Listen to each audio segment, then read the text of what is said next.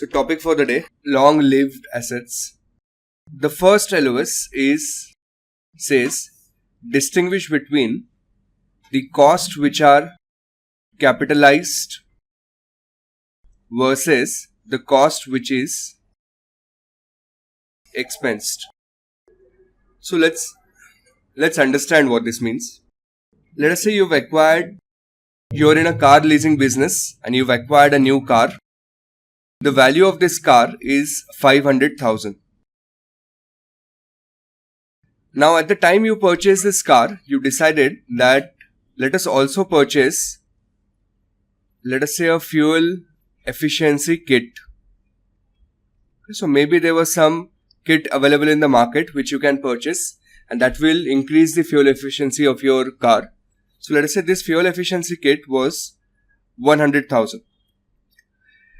Now the question you would ask yourself that this amount that I've spent, 100,000, is this going to increase the usability and the valuation of my particular car? What do you think? Yes. So if the answer is yes, which means if you can use it for long-term purpose, then we will decide that we should capitalize this in the valuation of asset, and meaning of capitalization is simply adding that to the value of asset. Is that making sense? So let's say you started using this car and after a few months, let us say after a few months, one of the tire got worn out. So you decided to replace the old tire with a new tire. Now this new tire that you purchase, this is more or less a category of repairs, and this is not going to enhance the effectiveness. You just keep on using that asset, isn't it? So this expenditure we will not capitalize, we will simply expense, and meaning of expensing means not adding to the value of asset. Are we fine with this concept? Please read down quickly. Done writing this? Now let us understand this. Let us understand this from the balance sheet perspective. So let's say we are looking at a balance sheet. Let me create a base case balance sheet. Let us say we have equity of 1000 and we have cash on 1000. I am writing assets on the right hand side and liabilities and equity on the left hand side. Now out of this you decided to spend 200 in cash. Now let us say we have decided that this amount that we have spent, we are going to capitalize this. So how would that look on the balance sheet? Since we have spent cash of 200, we will say minus 200 to the cash, which means now you are left with cash of 800. But since we have decided to capitalize, we are going to create an asset out of it. So second effect, we will create an asset 200, and again your balance sheet will tally. We would not make any adjustment into income statement. This is the meaning of capitalization. But let us say what if we decided to expense it. So let me create an alternate balance sheet. Now this time we would also need an income statement. Again, left hand side equity and liabilities, right hand side assets, convention, right hand side here income, left hand side expenses. It can also be done other way around. Now we have spent 200 and this case we have decided to expense it. Okay, let me create a base case balance sheet. Equity originally was 1000, cash originally was 1000. Now that we have decided to expense it, we will still have to reduce that cash from the cash account, so you are left with cash of 800. But because we are not capitalizing, now it would be shown as a expenditure on the income statement. Now assume there is no other entry. This year you only had an expenditure of 200. Will that result into a loss? So we will have a loss of, just to avoid confusion, I am writing that here. So we will have a loss of 200. And this loss of 200, we will again transfer on the balance sheet in the form of reserves. but this time it would be negative value. We will reduce the reserves and we will have equity of 800. This is the impact of capitalization. This is the impact of expensing a particular item. Please write down. Done writing? Any questions you want to ask here? So let's see impact on some of the important ratios now. Those of you who are not from commerce background, you can keep these two balance sheets ready so that it will be easier to compare. So what happens if we capitalize as against expensing? So these are the impact we are going to see on certain numbers. First one, net income. What do you think? If you decide to capitalize, can I say that your net income in the first year would be higher compared to the income had you expensed at a particular item? Do you agree? So net income in the first year would be higher. So in the previous scenario, the two balance sheets that we made, in the first scenario we did not make an income statement, which means no profit, no loss. But in the second scenario we had a loss of 200, which means generally your profit in case of capitalization in the first year would be higher. Now net income for subsequent years. Okay, this point is testable. I'm going to put this a 3 star. Net income for subsequent years. Tell me, will it be higher or lower? Lower? Why? Correct. It would be lower because in subsequent years, we would be required to depreciate that particular asset that we created in the previous year. Whereas in case of expensing, there would be no depreciation. So see, how does it work? Maybe if you're finding this difficult to imagine, you can prepare a small schedule right below this. Let us say there is an expenditure of 500. Firm A has decided to capitalize it. Firm B has decided to expense it. Okay, so let us prepare the income statement of firm A and B for, let's say, about 5 years. This is year 1, this is year 2, 3, 4 and 5. Now we would say, let's assume a hypothetical sales of 1000 for each of the year. These values are assumed. You can write down somewhere so that doubt doesn't come to you again. And again, hypothetical sales 1, 2, 3, 4, 5, 1000. I'm just making it up, some random number. Now firm A, it decided to capitalize. So will it have any expense on that 500? No. But because it is capitalized, now it will be required to create an asset. And that asset will be depreciated every year. So let us say we will have depreciation expense. Let's assume a simple straight line. So over the period of 5 years, every year we will depreciate how much? 100. So every year we will depreciate 100, which will leave us with profit amount of 900 for each of the year. But let's look at firm B. How much would be the expenditure for the first year? Entire 500. Is there any depreciation? No, because we did not create any asset. So no asset created, and that would give us profit again. So first year profit 100, and for all subsequent years we will have 1000. Are you finding this intuitive? The question she's asking is, any asset which is non-depreciable, is this included? So typically non-depreciable asset is land, right? And land you would always capitalize, you never expense it, isn't it? You cannot waste the land, it will still always be there. So this analysis, as far as this analysis is concerned, land doesn't fit into this. So if you capitalize, this is capitalization scenario, and this is expensing scenario. if you capitalize, your first year income is higher, 900, compared to the income of 500. But your subsequent income is lower because this firm has income of 1000. Therefore, higher in the first year and lower in the second year. Should we go ahead now? Yes. Over the period of 5 years is right. If you take profit of over the period of 5 years, how much is that? 4500 and 4500. So the total profit over the period of 5 years is same.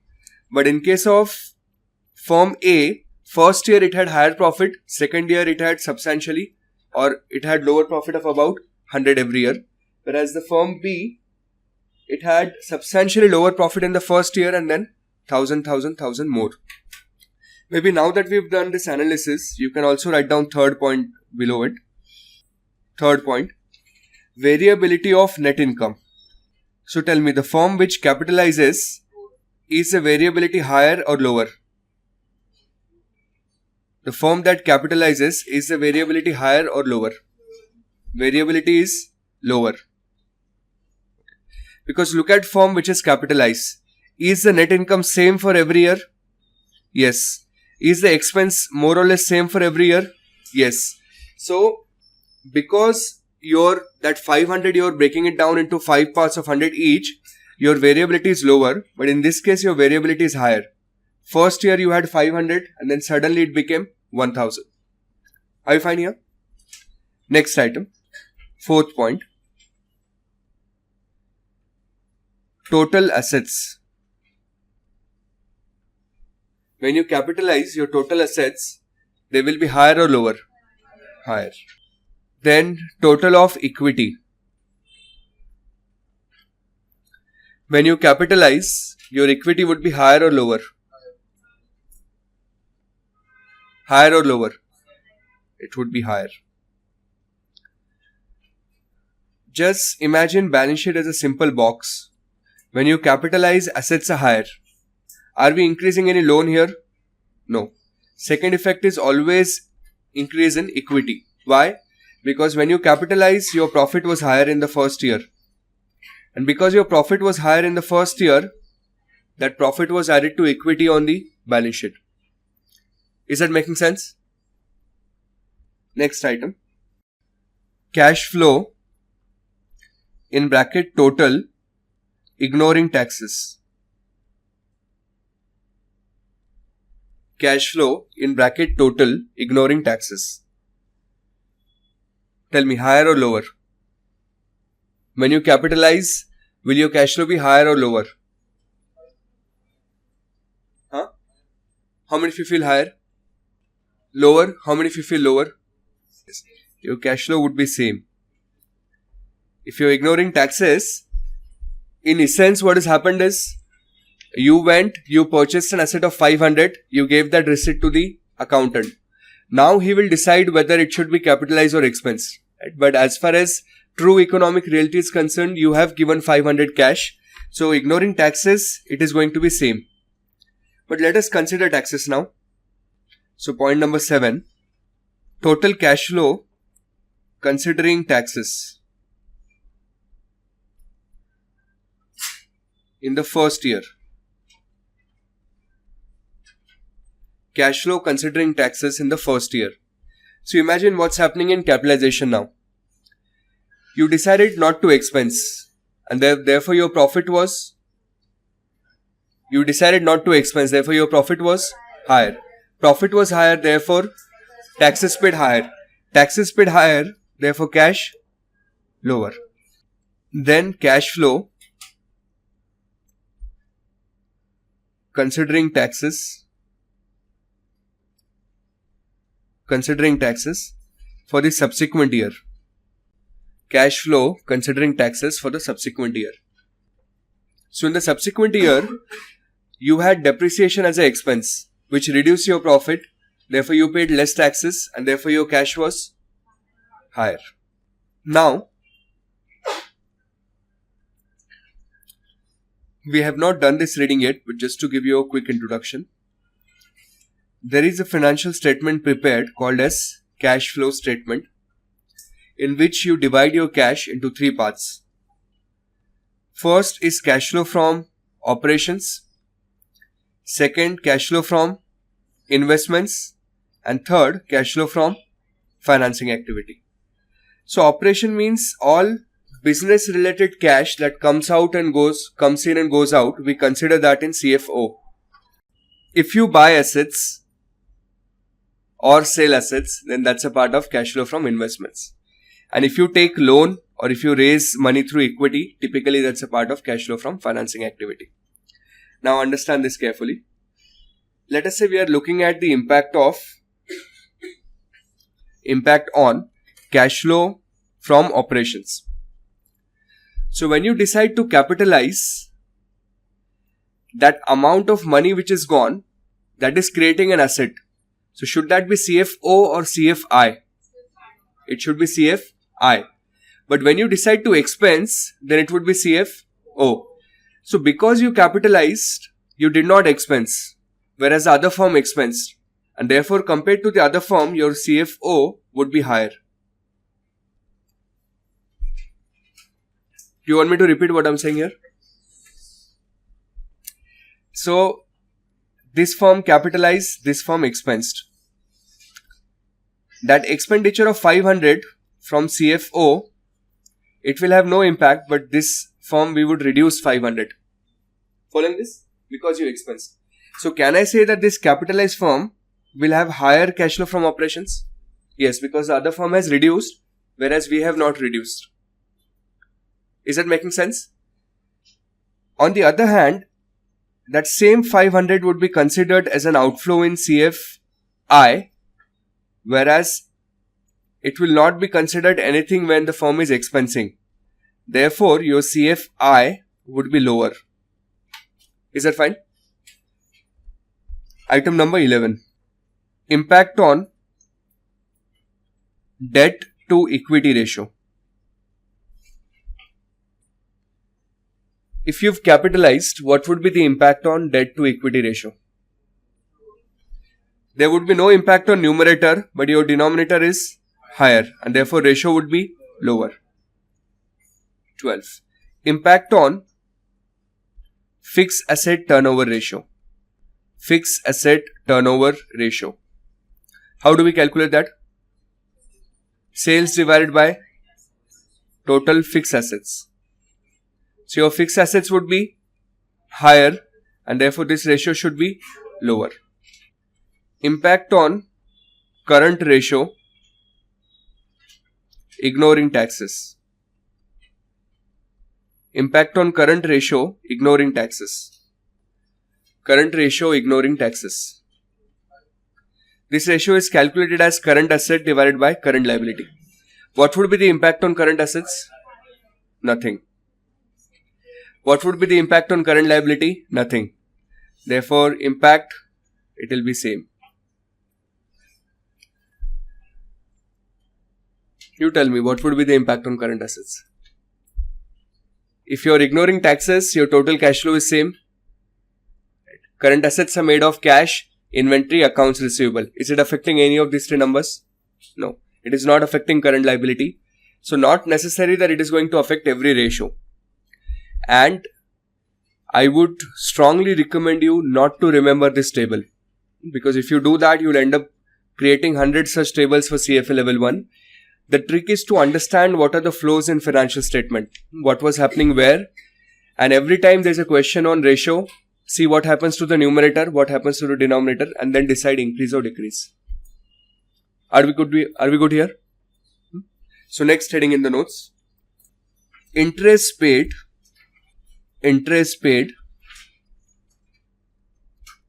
during construction period.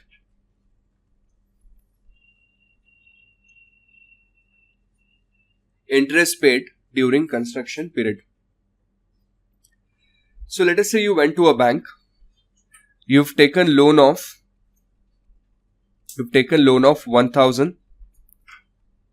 Interest rate is 10% per annum. This loan would specifically be used for construction of a particular building. So, this entire construction period was, let us say, of 3 years. That means you took 3 years to construct your building and the loan was repaid on 4th year. Okay, so I'm writing here at time 0, this is the time we have taken loan taken, and at time 4 we have repaid the loan. So each of these years in between you paid interest of how much? You paid interest of 100, 100, 100 and 100. At time 3 the building was constructed. Okay, so I'm repeating again. You went to a bank, you've taken a loan of 1000. This loan you are going to repay in 4 years. So over the period of 4 years, every year you are going to pay interest of 100 each. However, the building for which the loan was taken, that building was constructed in year 3 itself. So we want to decide whether this 100 interest paid, should we capitalize this or should we expense this? So the rule is, in both US GAAP and IFRS, interest paid till the time building was constructed, which means this portion, this we are going to capitalize. Whereas this interest which is paid after the building construction was done, this we are going to expense. Is that fine? Please write down. Done writing this? Now there is a small provision you will have to remember. Now see what happens is, you took loan of 1000, but not necessary that you used entire 1000. Maybe some part of the year you had some excess cash, so you took that excess cash and you invested, which means, let us say in year 1, out of 1000 that the loan that we had taken, 600 was invested in a bank deposit which earned us, so interest earned on that amount, let us say, is 50. I'm keeping the rate slightly lower than the rate of loan. Okay. Are you following what's happening? You went to a bank, you've taken a loan of 1000. First year you paid interest of how much? 100. But some excess cash, which was 600, you deposited that into fixed deposit. Now on that you earn interest of 50. The question is how to treat this 50. And the treatment would differ based on whether we are in US GAAP or IFRS. So in IFRS, we will say interest capitalized would be 100 minus 50 is equal to 50. Whereas in US GAAP, we will say interest capitalized 100, interest income 50. Are you following this? Which one you think is more intuitive? IFRS. Because logically, you went to a bank, you took a loan of 1000. Out of 1000, only 400 you used for construction activity. Remaining 600 you deposited into a bank. US GAAP is allowing you to add the value of asset by entire interest of 100, which is illogical because you've not used entire 1000 for construction. But IFRS is saying that increase the value of asset only by 50, which is the net amount, 100 minus 50. You want me to repeat this again? Yes, interest income would be in P&L. Please be honest, do you want me to repeat this again? So how would the balance sheet look? Maybe I'll create a balance sheet here at the bottom. So this is, let's say US GAAP. This is income statement. So originally, let us say we had equity of 1000. We went to a bank, we took loan of 1000. That gave us cash of 2000. Now, this year we have paid that interest of, how much interest of? 100. In US GAAP, that interest of 100 when we pay, your cash will reduce by 100. Please observe carefully. Interest paid 100, cash reduced by 100. So cash now is 1900. Immediately what we will do is we will create an asset. Since we have to capitalize entire 100, we will create an asset of 100. Then we received interest income of 50. So we will again increase here cash by 50. So now your cash is 1950. Second effect, we will say interest income on the income side of income statement. This is the income side, 50, and this will come to the reserves as 50. This is the treatment that would be done in US GAAP. Are you following this? So essentially your balance sheet total, this is 1950 plus this 2150, and this is 2050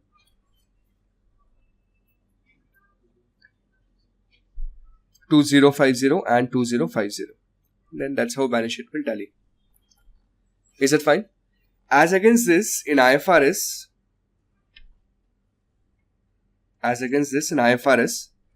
let's create a base case balance sheet. So equity 1000, this is assumed Aminder. Bank loan 1000, cash 2000. Now what has happened is during the year, I'm just passing a simplified entry so that you understand. During the year we paid interest of 100, we received interest of 50. So effectively we will say asset of only 50 and cash would be of 50. We would not route it through income statement. And you don't really have to worry about this. If you're not understanding this, it's perfectly fine. It's not an accounting course. Just understand that in IFRS, temporary interest income earned will be reduced from interest to be capitalized. Whereas in US GAAP, it will be shown separately as a income. It will not be reduced from interest to be capitalized. Are we good to go ahead? Fine. Next LOS, intangible assets. Intangible assets. So all of us know that goodwill, patent, copyrights, all these are examples of intangible assets. These intangible assets can either be acquired or they can be created,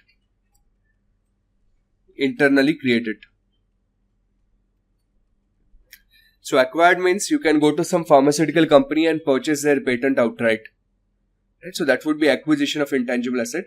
Or you can do research in-house and create that asset for yourself. If it is acquired, then of course it is shown on balance sheet as an asset. Shown on balance sheet as an asset. And then we will impair as well as depreciate. Sorry, depreciation is the wrong word. As well as amortize this asset. Which means every year we will test it for impairment. Plus every year we will charge amortization on this. Okay, so I'm sure you know amortization. Reduction in the value of asset every year. And impairment, reduction if the value of the asset reduces substantially. Are we fine on the left hand side? Now, the most popular scenario on the left hand side is, let us say that we are acquiring a small business. Okay, this is the balance sheet of that business. It has got one building in the books which is of 100, one inventory in the books which is of 100, and cash 100. It also has bank loan of 100 and equity of remaining 200. Now we know that it is not necessary that value of assets in the book and value of assets in the market would be same. So let us say building market price is 130, inventory market price is 170, and cash of course is same. Now we have decided to do this acquisition. So acquisition price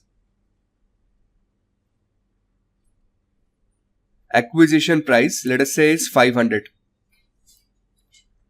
So then what we will do is, first we will calculate fair value of assets and liabilities. So we will start with 130 plus 170 plus 100 minus the bank loan of 100. So fair value of assets is how much? 300. But how much did we pay? 500. So this excess amount that we have paid, how much? 200. This excess amount is called as goodwill. And this is how goodwill in a merger transaction is calculated. You would calculate fair value of assets minus fair value of liability, and whatever amount you've paid in excess of that, we are going to consider that amount as goodwill. Is it fine? Please write down. Maybe one small point you can write down below goodwill. Since goodwill has indefinite life, it is not amortized. Goodwill is not amortized, but tested for impairment at least annually, or just write down, but tested for impairment. So two assets you have to remember in particular: land, on which we do not charge depreciation, and goodwill, on which we will not charge impairment. Goodwill on which we will not charge amortization. Anyone with CA background here? So the treatment, the way we do it in India, the way it's done in IFRS and US GAAP is different. So you'll have to specifically remember both IFRS and US GAAP, there is no amortization. Should we go ahead?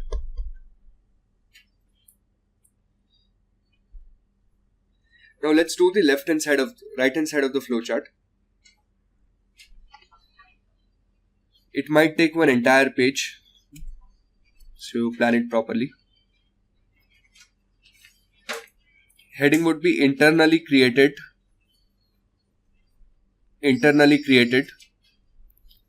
intangible assets. Internally created intangible assets. On the left hand side, we will have IFRS. So IFRS. On the right hand side, we will have US GAAP. Within IFRS, then we will say other assets, software. In US GAAP, other assets and software. Within software, again there would be further two parts: for sale, for use, self-use. For sale, for self-use. Now, if you're in IFRS, generally the treatment is more or less consistent. So if it's a research expenditure, research means you've not established technological feasibility of the product, then we will expense it. And if it's a development expenditure, then we will capitalize it. So research, expense, development, capitalize. If it's a software and it is developed for sale, research, expense, development, capitalize. If it's software and it is developed for use, research, expense, development, capitalize. Okay, so the treatment is consistent in IFRS irrespective of what kind of asset we are looking at. Research we will expense, development we will capitalize. Now in US GAAP, except software, all other assets, which means let us say patent. So you have a team of scientists working on that and they have been doing research for multiple years. Let us say after multiple years, one particular molecule in a cramped space has been successful and now you want to commercially develop it. In US GAAP, research is expensed and development is also expensed. So research expense and development expense, So technically you're not creating an intangible asset in US GAAP because you're just expensing everything, you're not creating an asset. If it is a software and it is held for sale, then the treatment would be similar to what we would do in IFRS. So we will say research, expense, development. Now we will capitalize. So research, expense, development, capitalized. And if it's a software for self-use in US GAAP, then we will capitalize the research part and the development part both. Will you be able to remember this? The question he asked, he said if both of them are expense, then why did I use the word asset here? He's right, that we should not be referring this to as assets. This is only for ease of reference. Maybe other than software, correct. Any questions here? So let's do an example. Let's see if you can remember this. Done writing this part? Let us say you're a manufacturing firm and you're trying to develop a software for internal use. So it took you about 15 months to develop the software and the expenditure was 100 per month. However, technically the research part of this, now in software there is no research per se, but we say that there are certain conditions which qualify expense to be capitalized. So let's say that till the time you develop technological feasibility, that was 7 months. So technically 7 months was research, and just for the ease of reference, development was remaining 8 months. Now if you are in IFRS, tell me how much amount should be capitalized and how much should be expense. Yes, we will expense the research part here. So expense would be 700 and amount to be capitalized is 800. So good thing with IFRS is the treatment is consistent irrespective of type of asset we are looking at, isn't it? If it's research is expensed, if it's development it is capitalized. In US GAAP, if it is developed for internal use, then tell me how much should we capitalize? Entire 1500, expense would be 0. Are we fine with this? So the sequence in which we have put things in US GAAP, if you would open your flowchart, if it's any other item apart from software, then research expense, development expense. Then held for sale, research expense, development, capitalize. And then for internal use, research capitalize, development capitalize. Will you be able to remember? Alright, so question is asked, what about goodwill which is internally created? So do we do any research or development on goodwill? No. So goodwill which is internally created is not recognized in the books of account. Which means if you are McDonald's and you have a large amount of goodwill, since it is internally generated goodwill, it will not be recognized in your own books of account. But if McDonald's is acquired by some other organization, then excess of price paid over fair value would be considered as amount of goodwill. Are we fine with this? Okay. Then there is discussion on depreciation methods and amortization methods. So something that we have done earlier, but we'll just do a quick recap. So we looked at 3 of those methods. The first one was accelerated method of depreciation. There are multiple types in this, but the one particular type for CFA level 1 exams is double declining balance. Then straight line method and then units of production method. Now in double declining method, one thing you would remember in particular is salvage value is not considered in formula. Salvage value is not considered in formula.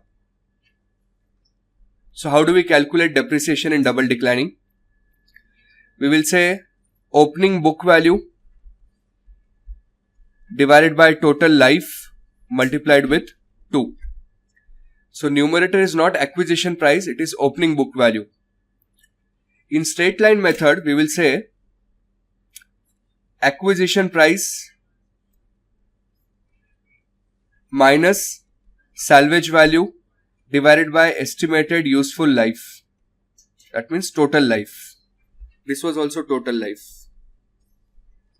And in case of units of production, the formula would be acquisition price minus salvage value divided by total number of units.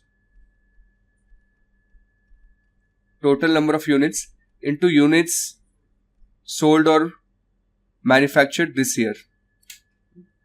Units sold or manufactured this year. Let's do an example. Let us say value of a particular asset is 700,000. Estimated salvage value is 100,000. And estimate of useful life is 6 years. Calculate amount of depreciation in year 2 under double declining balance method and straight line method. So double declining balance, first we will have to calculate depreciation for the first year. So we will say 700,000.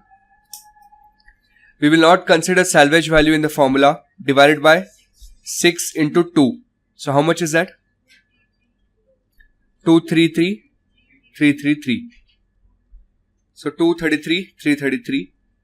Then second year, this amount you would reduce from 700,000. So 467 or 466, 667 divided by 6 into 2. How much would that be? So your amount of depreciation for the second year is this particular amount. In straight line method, we will say first year 700,000 minus 100,000 divided by 6, which is 100,000, and for every year we will charge the same amount of depreciation. Next concept, component depreciation. Component depreciation. Right below this you would write required in IFRS. It is not required in US GAAP. And what happens in component depreciation? Depreciate each component individually.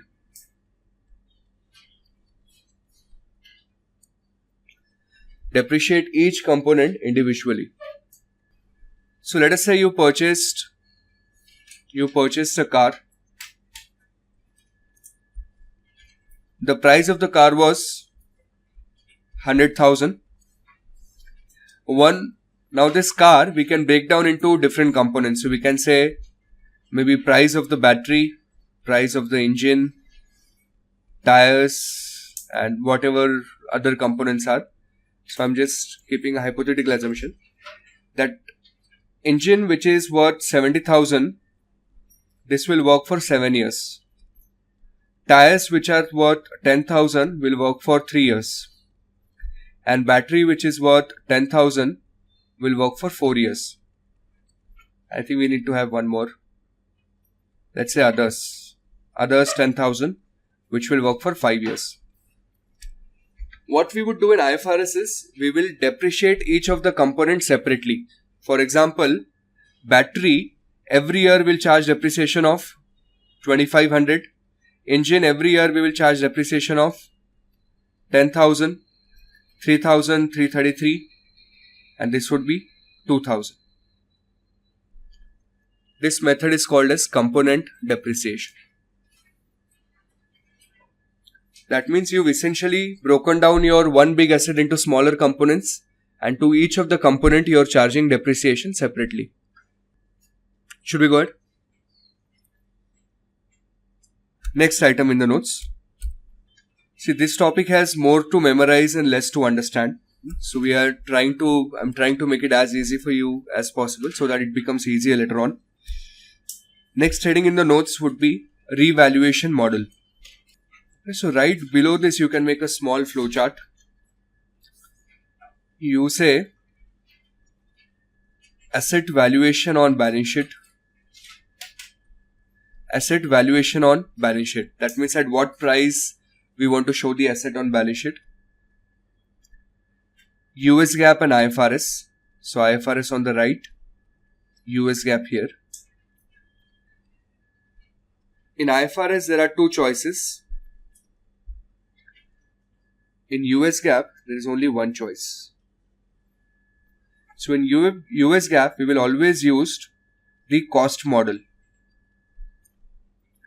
Whereas in IFRS we can either use cost model or we can use revaluation model. In IFRS we can either use cost model or we can use revaluation model. Then right below revaluation model, I'm short of space so I am going to write it here. Right below revaluation model you will write 2 points. Number 1, rarely used, so it's not very popular. Number 2, there should be active market. There should be active market for assets. Active market for assets. So understand this now. We have learned historical cost accounting, which says value of asset in the books should always be acquisition cost minus accumulated depreciation. That model is called cost model, which is allowed in both US GAAP and IFRS. But IFRS gives you one more choice. It says if you want to show your assets at market value, it is fine. You can use a revaluation model. But if you decide to use revaluation model, then whatever assets you have, there should be active market for it. For example, let us say you're a shipbuilding company. Okay, so let's think of L&T in India. They have certain shipbuilding plants in multiple regions, let's say including Tamil Nadu. Now, is there an active market for shipbuilding plants? Are these plants traded on active market? No. So for them, finding out market value of that plant is going to be very difficult, and therefore revaluation will not be recommended. But think of an investment company, let us say Muthoot Finance. So any company which is into investment business, any company which is into non-banking, NBFC, non-banking financial companies, those businesses will have loans or other investments as assets, and generally those assets will have active market. So one, revaluation model is not used very frequently. Even if it is used, it will be used by insurance companies, banks and NBFCs. Are we fine with this? And how does revaluation model work now? So next flowchart. Let us say you have an asset worth 100 right now. This was the cost at which that asset was purchased. This is time 0. At time 1, value of that asset has increased to 150. This is called as fair value. The trick is, in revaluation, we always show assets on the balance sheet at fair value, which means this asset at time 1 on balance sheet would be shown at 150. But do we have that profit of 50? So that profit of 50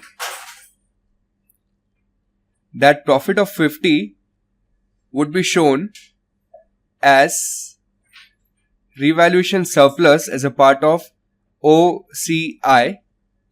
OCI is other comprehensive income, which means you will directly transfer this item to OCI. Then next year, this asset which is 150 now has become 60. So this is the fair value at year 2. So now we have a loss of,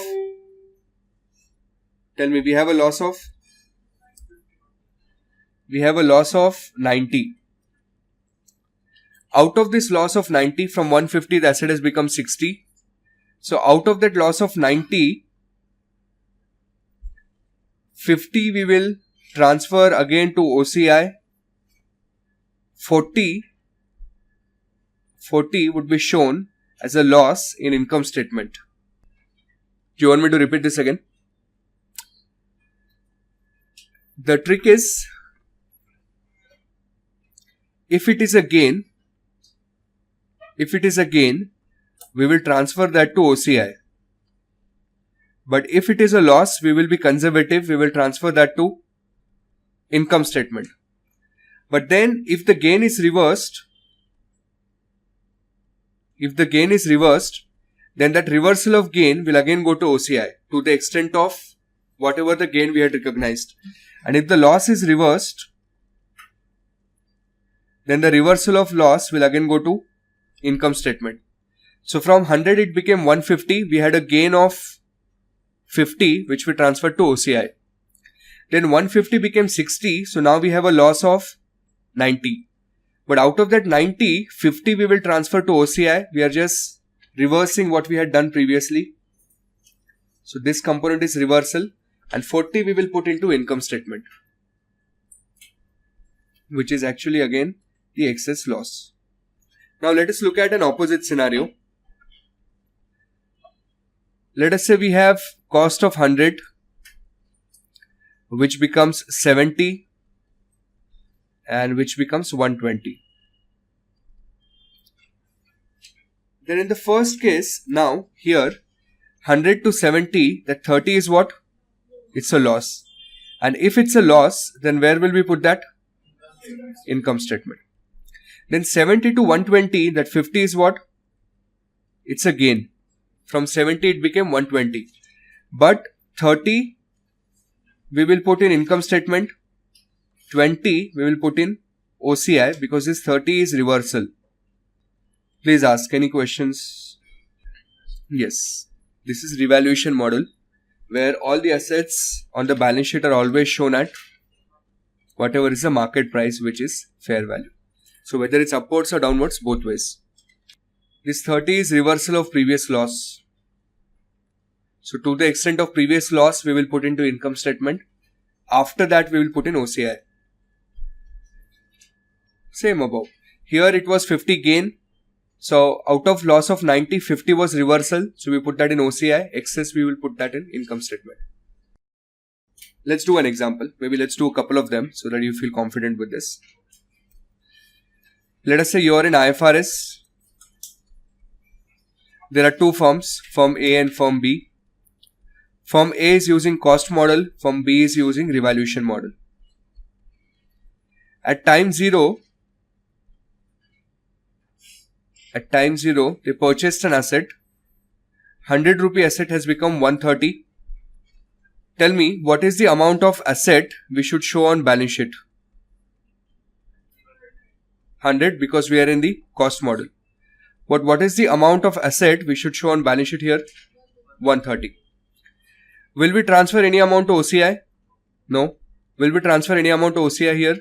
Yes, because it's a gain. 30 would be transferred to OCI. Will we have anything on income statement? Please write down up to this quickly. Now see what happens next year. So this was year 1. Let's look at year 2. Now 130 worth of asset has become 50. 130 worth of asset has become 50. On balance sheet, in the cost model, we'll show it at what price? 100. We don't care what is the market price. Nothing goes to OCI. Nothing goes to income statement.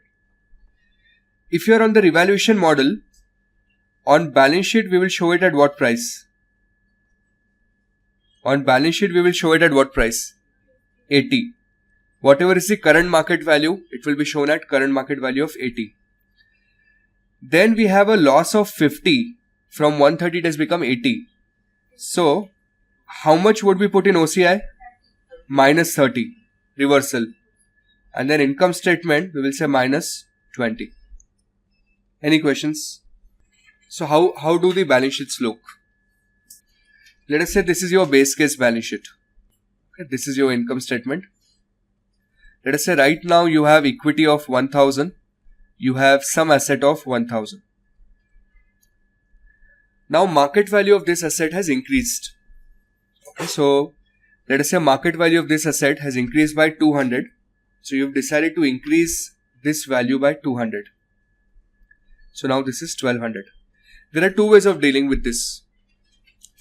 If you decide to show this 200 as gain, which is not allowed in IFRS, but if you do that, then we will say income earned 200 and eventually we will have a profit of 200, and this profit we will transfer on the balance sheet as reserves 200. If you do this, then it is called as clean surplus accounting. Why clean surplus accounting? Opening equity was 1000. Opening equity was 1000. Closing equity is 1200. The difference of this equity 200 is the profit on the income statement, and therefore this is called as clean surplus accounting. Please write down quickly. So the idea of clean surplus accounting is, if an investor is reading your balance sheet, he looks at the equity of 2 years. He says first year equity was 1000, second year equity is 1200. The difference in two equities has to be on account of profit. So just by looking at your balance sheet, he can guess what is the amount of profit company has made in that year. Let us look at an alternative scenario. Again, two balance sheets. So one balance sheet, one income statement. We have equity of 1000. We have asset of 1000. Now we can give heading revaluation model. Now this year value of asset increased by 200. So this is 200. If it's an increase in asset, do we take it to income statement? If it's an increase in asset, do we take it to income statement? No. We will directly show it as a part of OCI. So we will say OCI 200, and that's how your balance sheet will tally. So now your opening equity 1000, closing equity 1200, but your profit is not 200. Your profit is technically this year 0. This is called as violation of clean surplus accounting. So revaluation model results in violation of clean surplus accounting. So what it simply means is, when you transfer an item directly to reserves without routing it through income statement, we are violating clean surplus accounting principle. And if there is a firm which is in violation of this principle, then in equity research we will learn that it becomes difficult to apply all type of equity research models on these kind of organizations. There are certain models which we cannot use because certain models inherently make an assumption that there is a clean surplus accounting principle. Are we fine?